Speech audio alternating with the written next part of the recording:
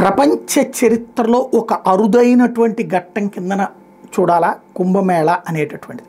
ఎందుకు అంటే ఇన్ని కోట్ల మంది 70 కోట్ల మంది దగ్గరగా 60 అనుకుందాం పోని నాస్తిక హేతువాద హిందూ వ్యతిరేకులందరి భావన ప్రకారం 50 కోట్లే అనుకుందాం.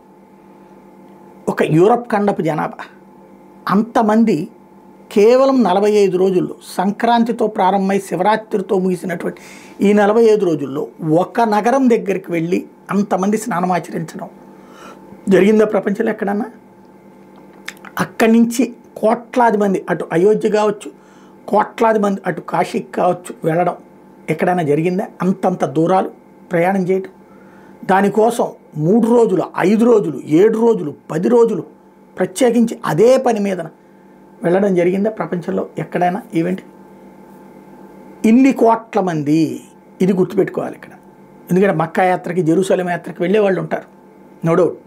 బట్ 45 రోజుల్లో ఇన్ని కోట్ల మంది, 50 కోట్ల మంది, ఇది ఒక ఎత్తు. రెండవది, ఎలాంటి మత ఘర్షణ లేదు, ఏ విధమైనటువంటి సందిగ్ధత లేదు.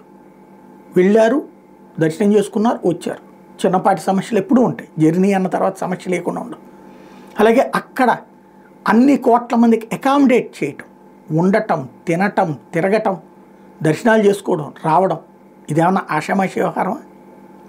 కోట్లాది మందికి సంబంధించినటువంటి ఆ భావన, వాళ్ళల్లో వచ్చినటువంటి ఆ భావన, తమలాగా ఇన్ని కోట్ల మంది ఉన్నారు అనేటటువంటి ఆ భావన భవిష్యత్ తరాల దాకా చెప్పుకోవడానికి వీలవుతుంది.